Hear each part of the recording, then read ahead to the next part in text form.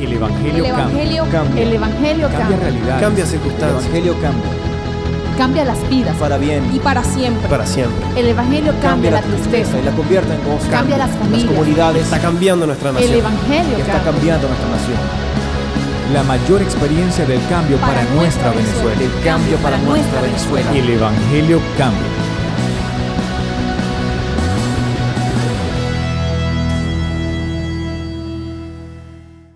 Sacando provecho de la persecución. Dígale que está a su lado, vamos a sacarle provecho a esto. Segunda de Crónicas, capítulo 20, verso 1. Pasadas estas cosas, aconteció que los hijos de Moab y de Amón, y con ellos otros de los amonitas, vinieron contra Josafat a la guerra. El nombre Josafat significa hombre de Dios. Es decir, Josafat representa a los creyentes que hacemos la voluntad de Dios. Ahora bien, la fe es representada por Josafat, pero Josafat representa también los creyentes de Dios, los que creen la palabra de Dios aunque vean algo contrario. Voy a volver a repetir eso: los que creen la palabra de Dios aunque vean lo contrario. Y yo les puedo asegurar que hoy estamos aquí en este país y estamos aquí en estas circunstancias como Josafat. Estamos creyendo por un mejor futuro, aunque veamos cosas oscuras, aunque veamos crisis, aunque veamos violencia. Estamos creyendo por mejores días. ¿Alguien dice amén a eso? Ahora, mi Biblia, igual que la suya, dice que a los que amamos a Dios, todas las cosas nos cooperan para bien. Y esto no puede ser en ninguna manera anulado y mucho menos dudado por la iglesia o por los creyentes. Vamos a continuar siendo creyentes en las manos de Dios. Y como les dije, Josafat en este punto se para muy firme, muy firme. Ahora, usted y yo somos de los que creemos en la intervención de Dios. Y mientras el país no entienda este mensaje que estoy dando, y que piensen algunos que mi influencia que Dios por gracia me ha dado, puedo torcerla para apoyar un grupo o para pronunciarme a favor de un grupo, están equivocados. La influencia que Dios me ha dado es para traer cordura, sensatez, y una influencia que no sea de violencia y de muerte, sino una influencia de vida, una influencia de desarrollo, una influencia bajo una visión de pacificación. Bienaventurados los pacificadores, dijo mi Señor Jesús en Mateo capítulo 5. Así que yo no voy a pasar de violento, porque no hay ninguna promesa para los violentos en la Biblia. Acerca de eso David decía: líbrame de los hombres violentos. David mismo oraba, y eso que David mataba a 10,000. Y después que liquidaba a 10,000 decía: líbrame de los hombres violentos. Y los otros no eran librados de él. Ahora lo que le estoy diciendo es que usted no puede tener ese doble discurso en el Nuevo Testamento. Jesús mismo dice: bienaventurados los pacificadores. Ahora, verso 2: acudieron algunos y dieron aviso a Josafat diciendo: contra ti viene una gran multitud del otro lado del mar y de Siria. Verso 3, aquí viene algo importante. Entonces él tuvo temor. Le voy a decir algo: tener temor o miedo es normal. O sea, le voy a dar permiso para que tenga miedo, porque el miedo es un sentimiento natural del ser humano. El miedo a lo desconocido, el miedo a las posibilidades negativas. Josafat estaba evaluando las críticas, los enemigos que se levantaban, y Josafat tuvo miedo. Así que el problema no es tener miedo, el problema es qué hago con ese miedo, o qué logra ese miedo hacer en mí. Porque para algunos el miedo los hace correr de Dios hacia el otro lado, pero a mí el miedo me acerca a Dios. No escuché aménes aquí. ¿Por qué el miedo me acerca a Dios? Porque Él es mi alto refugio, Él es mi roca, mi castillo, Él es mi Dios. ¿Alguien cuando tiene miedo se acerca a Dios? Así que déjeme explicarle algo. El miedo debe acercarlo a Dios. Si usted en algún momento siente miedo, no se sienta mal, acérquese a Dios. Señor, tengo miedo por esto, o tengo miedo por esto. Sea sincero y dígale: Señor, como tengo miedo, vengo a ti, para que tu paz eche fuera el temor. Y cuando la paz echa fuera el temor, viene la fe, porque la fe echa fuera el temor, y el amor echa fuera el temor. Quiere decir entonces que cuando siento miedo, no estoy mal. Cuando siento miedo, debo acercarme a Dios para que Dios me dé su gallardía y su atrevimiento. ¿Alguien quiere ese atrevimiento de Dios? Entonces Josafat tiene miedo en el verso 3, pero Josafat humilló su rostro para consultar a Dios. ¿Está leyendo su Biblia? Sintió miedo y ¿qué hizo? Corrió y dijo: muchachos, mejor que digan aquí corrió que aquí quedó. Peguen la carrera porque nos van a matar. No, Josafat hizo lo correcto. Y cada creyente que siente miedo acerca del futuro de este país, cada creyente que siente miedo acerca de lo que puede pasar, debe venir a Dios y no empezar a decirle a otro hermano que va a pasar algo feo. Estos hermanos que se la pasan con espíritu de sospecha, eso no existe en la Biblia. No existe el don de la sospecha. Eso no existe. Existen 9 dones del Espíritu Santo. Están en 1 Corintios 9. Pero no existe el don de sospecha. Así que si usted tiene miedo, no comparta su miedo. El miedo nunca se comparte. Lo único que usted puede compartir por influencia es la fe. Pero el miedo no debe compartirse. El miedo debe aniquilarse por medio de la fe en lo que Dios ha dicho. Le voy a dar un buen consejo cuando sienta miedo. No estoy diciendo que yo no lo he sentido, pero cuando lo siento, empiezo a confesar lo que Dios ha dicho.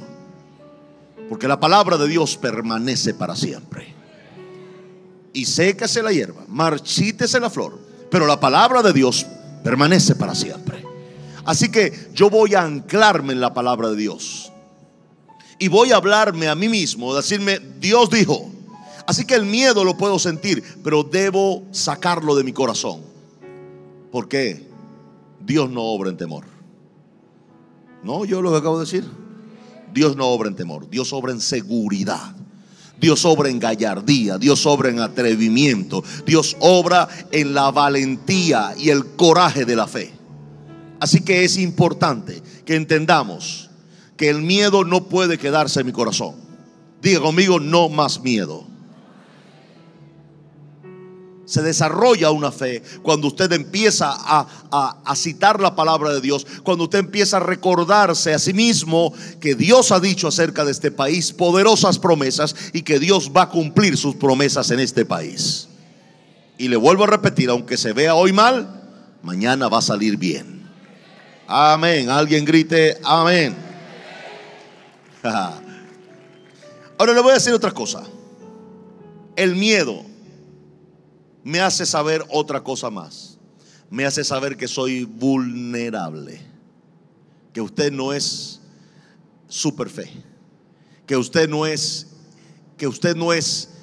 la persona que no siente nada, porque es falso. Usted tiene sentimientos. El miedo me hace sentir vulnerable y por esa razón me acerco a Dios, porque me siento vulnerable a las posibilidades y por esa razón, repito, me acerco a Dios. Que nunca la fe, óigame lo que le voy a decir, que nunca la fe le vuelva arrogante y que nunca la fe le dé un corazón duro. Hay gente que muestra una dureza que no es fe. Eso no es fe. La fe usualmente es sencilla, es humilde y le voy a decir algo más: es tierna. Y cuando le digo tierna, no, usted le puede sonar esto como a debilidad, pero de ninguna manera es debilidad. De ninguna manera es debilidad. Le voy a recordar lo que pasó el día que Jesús llega al lugar donde Lázaro estaba muerto. Dice mi Biblia que al ver a todo el mundo llorando, ¿qué dice su Biblia? Jesús se compungió de corazón. Minutos después estaba frente a la tumba de Lázaro gritándole: Lázaro, ven fuera. Qué fe más brutal. Pero la fe no te hace insensible. La fe te hace tierno. Te hace tierno. La fe, mi Señor Jesús, no lo hizo un duro, una persona insensible que no se dolía con el que estaba dolido. Ahora vamos a ir con Pedro. Pedro era un experto nadador. Sin embargo, cuando se está hundiendo, no usó la dureza de su experiencia para decirle al Señor Jesús: bueno, Señor, me hundí, tranquilo, sigue tú ahí que yo me voy a regresar nadando. No, él empezó a gritar: ayúdame que me ahogo. Y Jesús lo sacó. Jesús sabía que Pedro era un excelente nadador, pero Pedro prefirió confiar en la ayuda de Jesús que en su experiencia al nadar, porque él sabía hacerlo. Así que una vez más, nosotros podemos pensar que sabemos, pero yo prefiero confiar en que Dios va a actuar. ¿Alguien dice amén a eso? Así que Dios va a actuar. Diga conmigo: Dios va a actuar. Pedro se hundió en el agua. Pero le voy a decir algo importantísimo. Pedro se hundió afuera porque primero se hundió adentro. Lo primero que Pedro perdió y se hundió fue en su fe. Y ahí es donde nosotros no podemos fallar. Le voy a decir algo. Mientras que creamos que vienen días de gloria, vamos a caminar sobre los problemas que estamos pasando ahora. ¿Alguien dice amén a eso? Claro que sí. Y vamos a caminar sobre eso. Y vamos a ver la gloria de Dios. Yo creo que vamos a ver la gloria de Dios. ¿Cuándo empiezo a hundirme? Cuando empiezo a oír las sugerencias de Satanás. Satanás diciéndome: te pelaste, esto no va a salir bien, esto se lo va a llevar quien lo trajo, esto se va a hundir, esto va a acabarse. Y yo creo que el diablo le ha dicho eso no una, muchas veces al día. No, pastor, yo nunca oigo eso. No, lo que pasa es que al final yo quiero que usted ore por mí, me imponga manos, porque yo sí tengo que bregar con eso. Cuando veo cosas, cuando oigo cosas, y tengo que bregar con la realidad versus lo que prediqué en el Congreso Nacional de Jóvenes, en esperanza contra esperanza. Y es el momento de creerle a Dios. ¿Oyeron lo que dije, iglesia? Es el momento de creerle a Dios. Porque cualquiera cree cuando todo está bien. Cualquiera cree cuando está caminando sobre el agua. Pero quiero verte creyendo cuando estás hundiéndote. Allí es donde la fe vale. ¿Alguien dice amén a eso? Nos enseñaron a resistir y siempre nos han predicado ese mensaje de santidad. Nos enseñaron a resistir las tentaciones de sexo, las tentaciones de cualquier línea de inmoralidad, pero nunca nos enseñaron a resistir la tentación de la enfermedad, de la pobreza, de la escasez y de la derrota. Nunca nos enseñaron a eso. Y le voy a decir una cosa: si usted lee su Biblia, en Apocalipsis, los primeros que no entran al cielo son los cobardes. Léalo, está en su Biblia. Dice cobardes y después dice cobardes, adúlteros, fornicarios, hechiceros. O sea, los pone todo en la misma línea. Un cobarde es tan pecador como un adúltero. Un cobarde es tan pecador como un hechicero. Así que esto no es para cobardes. Yo dije, esto no es para cobardes, esto es para valientes. ¿Qué voy a hacer entonces cuando el miedo me toca en la puerta? ¿Qué voy a hacer entonces cuando mi oído oye malos comentarios o mis ojos ven malas imágenes? ¿Qué voy a hacer? Voy a orar. Y no voy a orar: Señor, nosotros que no valemos nada, que somos unas cucarachas, que somos unos siete cueros. No. Mire, le voy a decir una cosa: esa oración no llega a ningún lado. Esa oración lo que da es lástima. Y a Dios no se le mueve con lástima. Que usted le diga a Dios: ay, pobrecito yo, Señor, que soy menos que un siete cueros, soy una chiripa sin patas, un zancudo sin alas. A Dios eso no lo mueve. Tenerse lástima a usted mismo no lo va a llevar a ningún lugar. ¿Alguien oyó eso? Verso 5: Entonces Josafat se puso en pie en la asamblea de Judá y de Jerusalén, en la casa de Dios, delante del atrio nuevo, y dijo: Jehová, Dios de nuestros padres, ¿no eres tú Dios en los cielos y tienes dominio sobre todos los reinos de las naciones?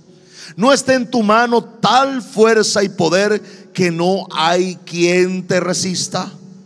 Dios nuestro, ¿no echaste tú los moradores de esta tierra delante de tu pueblo Israel y la diste a la descendencia de Abraham tu amigo para siempre? Y le recuerda a Dios lo que Dios ha dicho acerca de lo que pasaría cuando el pueblo clamara a Dios. Y le dice: tú nos oirás y tú nos salvarás.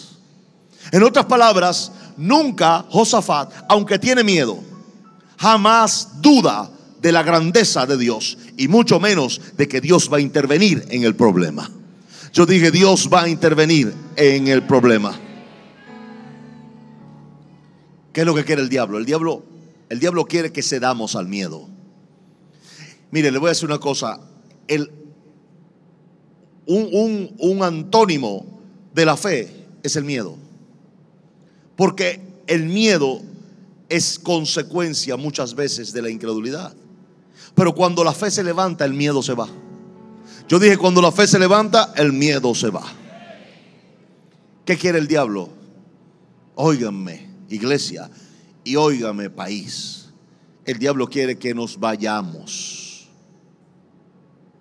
¿Por qué pela los ojos? 5 millones de venezolanos han salido. Leo mi Biblia, verso 11. He aquí ellos nos dan el pago, viniendo a arrojarnos de la heredad que tú nos diste en posesión. Diga conmigo: mi país es mi país. No le oí, diga: mi país es mi país. Diga conmigo: alguien se va a ir de mi país y no soy yo. Diga: el diablo se va a ir de mi país. ¿Alguien cree eso conmigo en esta noche?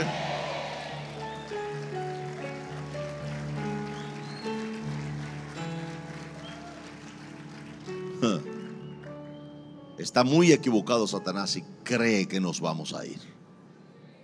Él se va a ir. Se va a ir con su violencia y su muerte para otro lado. ¿Alguien dice amén a eso? Es tan importante poseer peleando que mantener peleando. Voy a volver a repetir eso.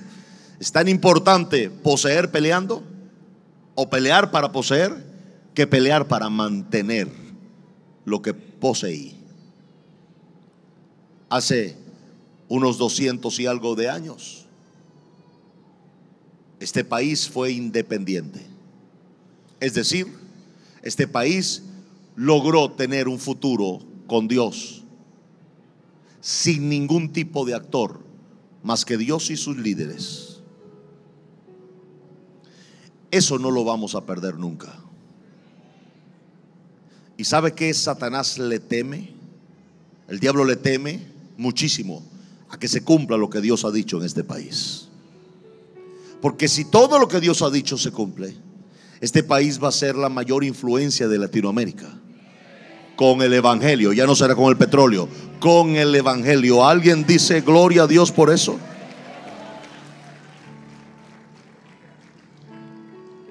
Josafat dice: no vamos a luchar para conquistar, porque ya Dios nos dio algo. Vamos a luchar para defender lo que Dios ya nos dio. Y le voy a decir algo: lo que Dios le dio, defiéndalo con la fe. Si Dios le dio salud, defienda la salud con la fe. Si Dios le dio una sanidad, defiéndala con la fe. Si Dios le dio algún beneficio, defiéndalo con la fe. La persecución, la crítica, los chismes, las calumnias solo vienen para hacerte quitar tus ojos de Dios y ponerlos en el problema. Si usted pone sus ojos en los problemas y deja de ponerlo en Dios, va a perder. En Hebreos capítulo 12 verso 2 dice: puesto los ojos en el autor y consumador de vuestra fe, Jesucristo. Dios no me llamó a poner los ojos en mis problemas, me llamó a poner mis ojos en Él. Y si yo pongo mis ojos en Él, Dios va a intervenir en mis problemas. Si Venezuela pone sus ojos en Dios, Dios va a intervenir en los problemas de este país. ¿Alguien grita amén a eso? Fíjese lo que dice el verso 12. Oh Dios nuestro, no los juzgarás tú, porque en nosotros no hay fuerza contra tan grande multitud que viene contra nosotros. No sabemos qué hacer. El mejor momento para Dios es el momento cuando cualquier persona dice: no sé qué hacer. Cuando usted dice no sé qué hacer, el acto que viene es lo que siempre sucede: a ti volvemos nuestros ojos. Eso indica que ellos dejaron de ver a Dios para ver los problemas. Y yo le digo a la iglesia y le digo al país: volvamos a ver a Dios para que Dios intervenga en nuestros problemas. ¿Alguien dice amén a eso? Gloria a Dios. Yo tengo que mantenerme siendo la voz diferente, la voz que para unos es una locura, una absoluta locura. Mantenerme hablando de paz, manteniéndome hablando de reconciliación, de sensatez. Así que pasamos por un proceso. Ahora, ¿qué hay? ¿Por qué tanta persecución? ¿Por qué tanta vergüenza? Porque el diablo nos odia por el futuro que tenemos. No oí amenes aquí. El diablo nos odia por el futuro que tenemos. El diablo, hay que reconocer que aunque no tiene fe, sabe que cuando Dios habla, Él cumple lo que dice. Y el diablo ha oído cada palabra que Dios ha hablado sobre este país. Y sabe el mismo diablo que Dios siempre cumple. Así que el diablo va a tratar de hacer lo único que puede hacer para que no se cumpla, es que la gente que tiene sobre sus hombros la responsabilidad de apresurar la palabra de Dios para cumplirla, se vaya de su lugar profético. ¿Oyó lo que acabo de decir?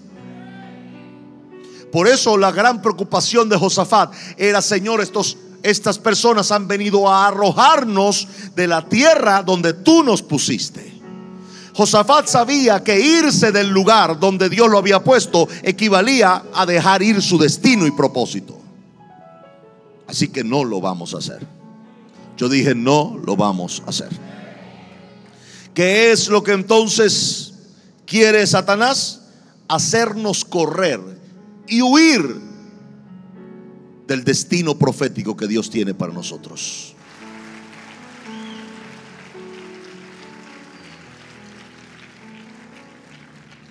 Lo que yo estoy viendo me llena. Lo que yo estoy viendo me da fe.